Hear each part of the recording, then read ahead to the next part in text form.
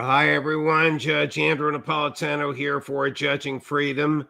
Today is Friday, March 28th, 2025. It is midnight in Sana'a, Yemen, from which our dear friend, the intrepid, the fearless Pepe Escobar comes. Pepe, welcome, my dear friend.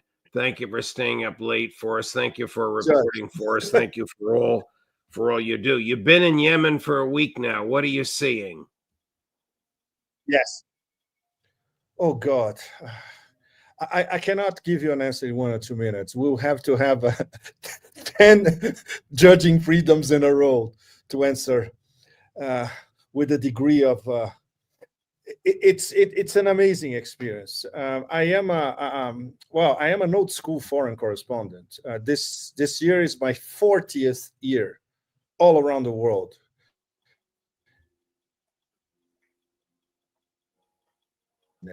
In terms of interacting with Yemenis, in terms of understanding how they think, in terms of seeing life, not only here in the capital, now bombed every day by CENTCOM, but in the middle of this week, I was in Sada Governorate in northwest Yemen, not very far, a little over 100 kilometers from the Saudi border. And that's deep, deep Yemen, and it was absolutely extraordinary. We saw, of course, effects of bombing by the Saudi so-called coalition, a war that started, and it was not a coincidence. They took us there on the middle of this week because on the March 25th, which was Wednesday this week, it's exactly the 10th year of the start of the war of the coalition, the Saudi coalition against Yemen.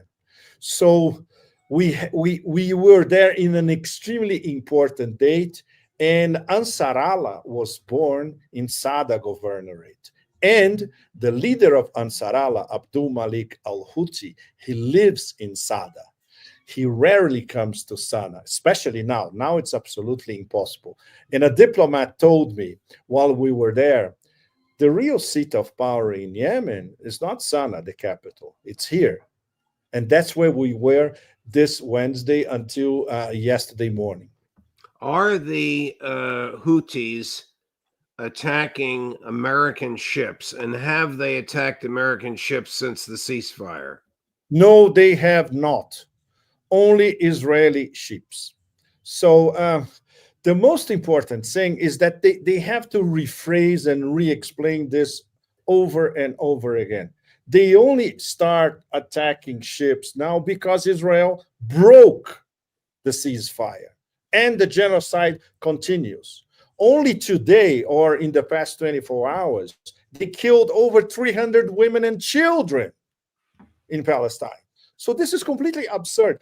And when you understand, we talk to diplomats, we talk to members of the High Political Council. Of the 9 members, we managed to talk to 4 of them, which is enormous. So we talk to people who are very, very close to the leadership of Ansar Allah and to the government here in Sana'a, and it's inexorable. The moral clarity, the purity, the religious and the spiritual dimension of what they're doing is strictly linked to their military decisions. And oh my God, because the things haven't stopped here, Judge, so they keep knocking on my door. Oh. So when you understand how they see the bigger picture, in terms of the axis of resistance, in terms of their role, in terms through Islamic family, which basically is peace and brotherhood. And they treat the Palestinians as their brothers. And they have experience in terms of being subjected to a mini genocide, which is what has been happening here for the past 10 years. Do the Yemeni people understand that they are being attacked by the United States of America? Completely, Judge. Today, I had one of the most extraordinary experiences in my professional life. I had I would say, some sort of blessing to speak live on the square in the Million March to over 1 million Yemenis live. And my message was very, very simple. I spoke for 1 minute. I said, look, the whole world is with you because the whole world understands what you're doing. We're going to play that clip now. I have seen it. It's magnificent. It's historic. But just so the audience understands, Pepe speaks for a sentence or two, and then it's translated, and then he speaks for a few more sentences, and then it's translated. My friends, you will be overwhelmed at the size of Pepe's audience and the reception he gets at the end. So we'll play it from beginning to end, and then you can comment on it. Chris. Salam alaikum, Yemen! You are heroes. أنتم الأبطال. كلكم جميعكم أبطال. The empire of lies and cowards is bombing you now. والجبانة الأمريكية تفجر في اليمن الآن وهي تفجر هنا. أنتم الأبطال. They already lost the war that they started against you. هم الجبناء وهم الخاسرون. And most importantly, the whole world is with you. الأهم في كل شيء أن العالم أجمع يقف معكم يا يمنيين. So you are already won all over the world. أنتم مدعومون من جميع أنحاء العالم. Free Palestine. الحرية لفلسطين. Yemen forever. ويحيى اليمن ويعيش. Resistance forever. والمقاومة وللأبد.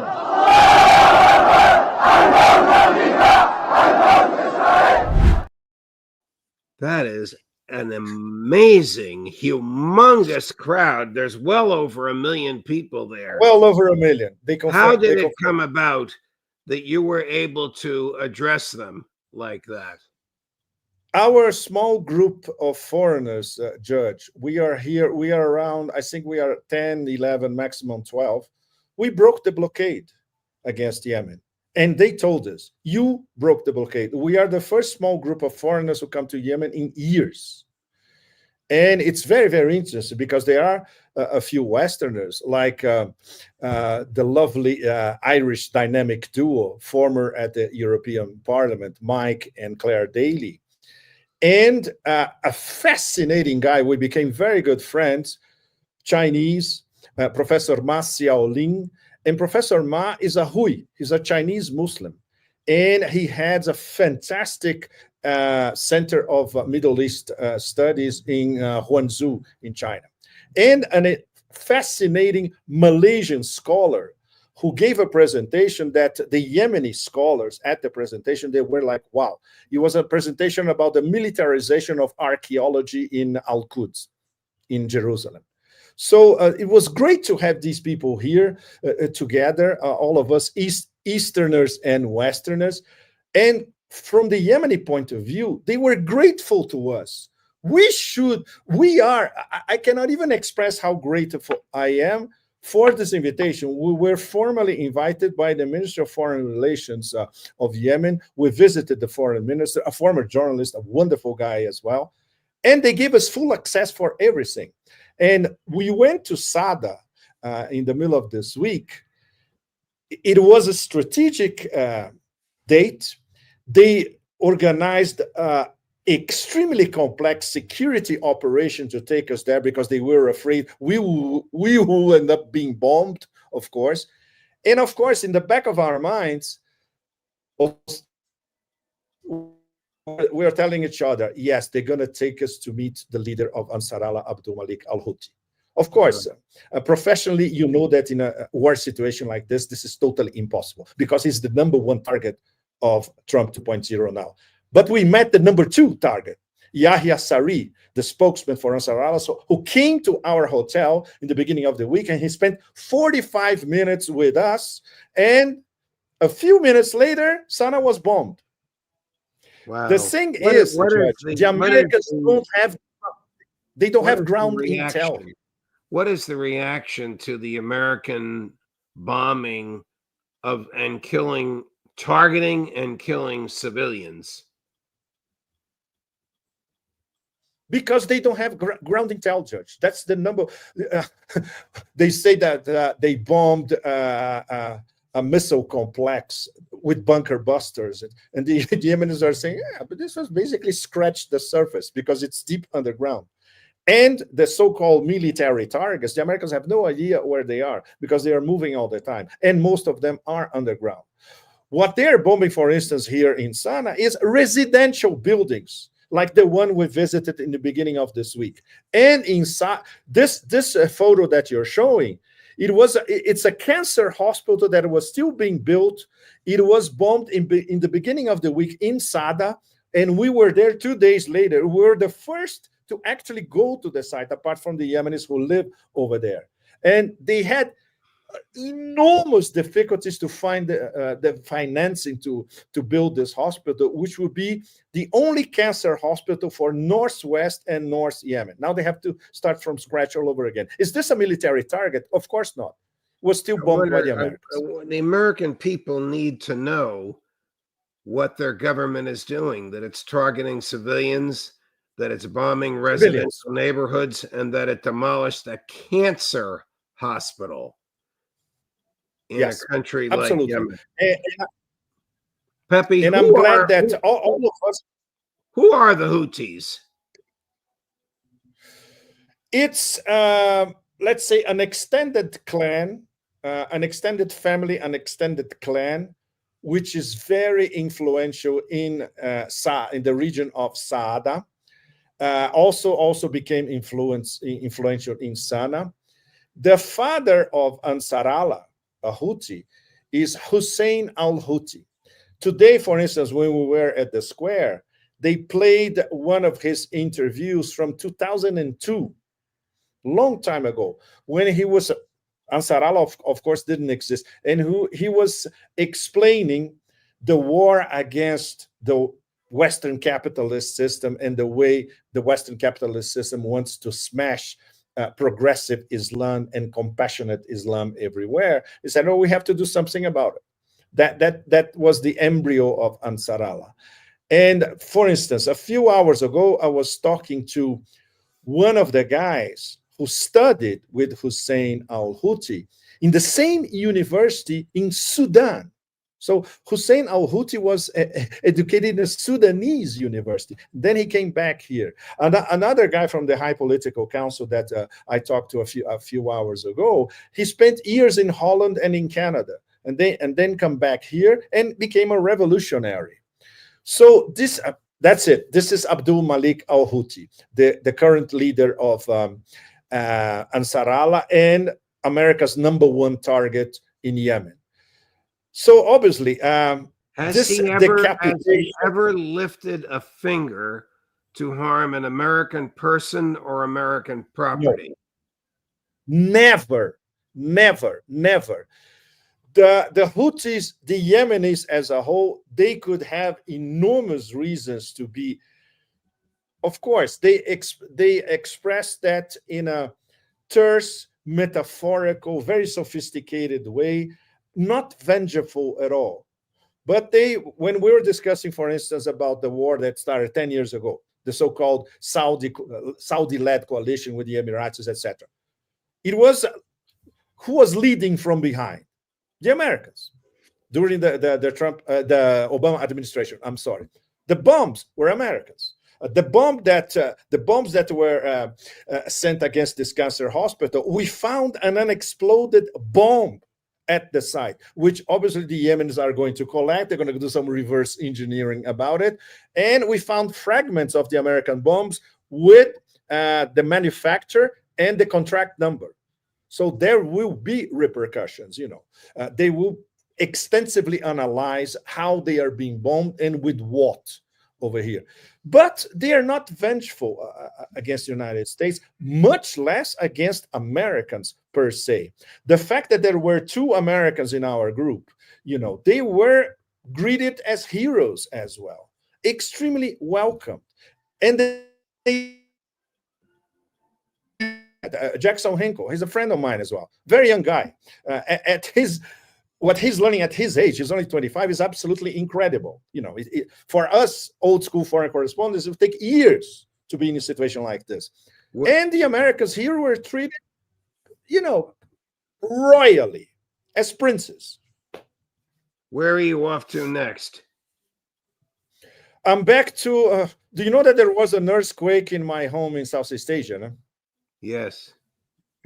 And people are telling me that I'm lucky because I escaped the earthquake. No, that's not true. The earthquake was in Myanmar, our neighbors to the north, but it was felt all over Bangkok, for instance. And it was very, very serious, very, very. Even our 3-story building in Bangkok shook as well. Yes, this is when we were visiting the Zakat authority, which basically coordinates social services here. So the poor are very well taken care of. There is a national database. You can get a digital card, then we can go to places where you can get food, you can get clothes for the family, etc. So it's amazing. The government works, even in a situation of war, which has been practically for the past 10 years, with a few interruptions. Have the Houthis ever shot down an American jet? An American jet? No, they shot a lot of Mk9 Reapers, Judge. I lost count. I think it's 15 or 16, at least. Well, they have the technology. They have very good missiles, which they developed. And another thing that was explained to me in detail, this goes back to Maoist times. China was helping Yemen already in the 60s and then in the early 70s as well. The best students, engineering students here and physics specialists, do you know where they studied? In the USSR and in China. Wow. So it keeps going on. They have a scientific class here, which is very developed. So when you have the president of the United States saying that the Houthis and the Yemenis are barbarians, he has to go back to school, literally. Well, the director of intelligence, Tulsi Gabbard, testified under oath yesterday that the Houthis shot down an American jet. Do you know if that is true? No, we don't have any confirmation here. Well, here is when we start discussing military matters. Of course, first of all, we're foreigners. We're the first foreigners to be here in ages. Even if they trust us, there is a limit. They don't want us to start leaking privileged military information. What I heard a few hours ago was something extraordinary. One of these guys, who is a provincial governor, was telling me that there will be a few surprises ahead.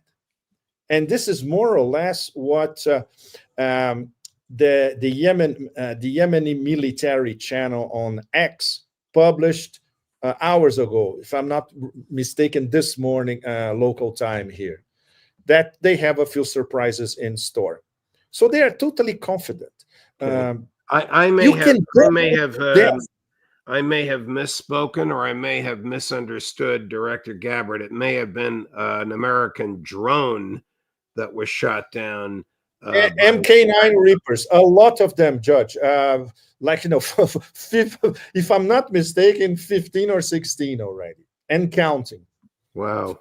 Wow. Where are you off to next, my man? I know it's the middle of the night there. I'll let you go, but where are you off to next? Where will you be coming to us from next week? Next week, I'll be back home in Thailand for a while. And I'm planning, I'm organizing a trip to China, but the logistics are complicated. But this will be 2 weeks from now, at least. I'll be in Thailand for the next 2 weeks. We'll be talking from Thailand. By the way, hit by an earthquake, which is... Yes. I could never imagine. Yeah. Pepe, you're a great man. Your courage is beyond compare. Thank you very much I'm not. for what I'm you're a doing witness there and for your reporting to us. God love you, my friend. Travel well and be safe. Thank you, Judge. You're the best. Thank you so much. Of course. Wow, what a week. Coming up Monday morning, our regulars at 8 in the morning, Alistair Crook; at 10 in the morning, Ray McGovern; at 11:30 in the morning, Larry Johnson; and probably one or two of your favorites in the afternoon. Have a great weekend, everyone. Judge Napolitano for Judging Freedom.